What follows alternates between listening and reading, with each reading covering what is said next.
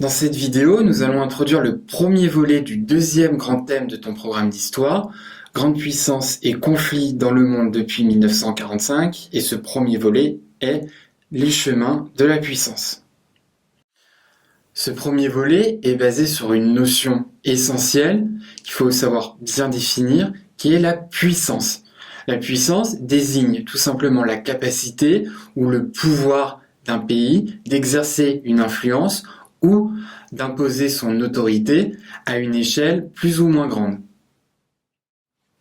On se situe ici dans un domaine géopolitique, dans la mesure où chaque État est entré en concurrence avec d'autres pays pour contrôler des territoires plus ou moins étendus ou pour défendre ses intérêts, comme par exemple son accès à des ressources comme des ressources en hydrocarbures.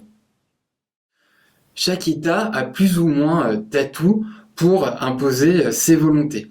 Il faut voir ici que la puissance se décline dans plusieurs domaines. Elle se décline déjà à un niveau économique.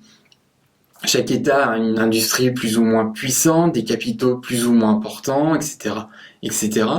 Elle se décline aussi à un niveau militaire. Chaque pays a une armée plus ou moins puissante, plus ou moins bien équipée. On peut penser aussi à la puissance diplomatique. Chaque État a une position plus ou moins importante dans les relations internationales. Les pays, par exemple, les pays qui ont un siège permanent au Conseil de sécurité de l'ONU a une voix plus importante dans le monde. Enfin, on peut penser à la puissance culturelle d'un pays qui est liée à sa capacité à diffuser sa culture et ses valeurs. On peut penser aux États-Unis qui, avec Hollywood, a un outil extrêmement puissant pour diffuser sa culture, etc., etc. Donc pour étudier la puissance des pays, comment elle se construit, comment elle peut évoluer, ce thème se base sur deux exemples. Celui d'une puissance traditionnelle, ancienne et complète, les États-Unis depuis 1945, et l'exemple d'une nouvelle puissance qui émerge, qui est la Chine depuis 1949.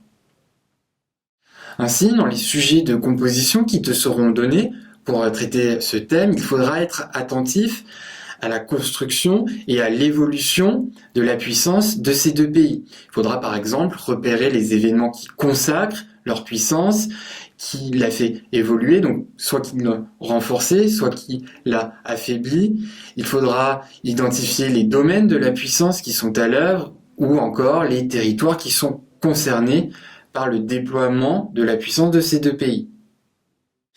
Ainsi, pour les États-Unis, depuis 1945, il faudra être bien attentif aux différentes phases de renforcement et d'affaiblissement de cette puissance complète, c'est-à-dire qui se déploie au niveau diplomatique, au niveau militaire, au niveau économique et enfin au niveau culturel.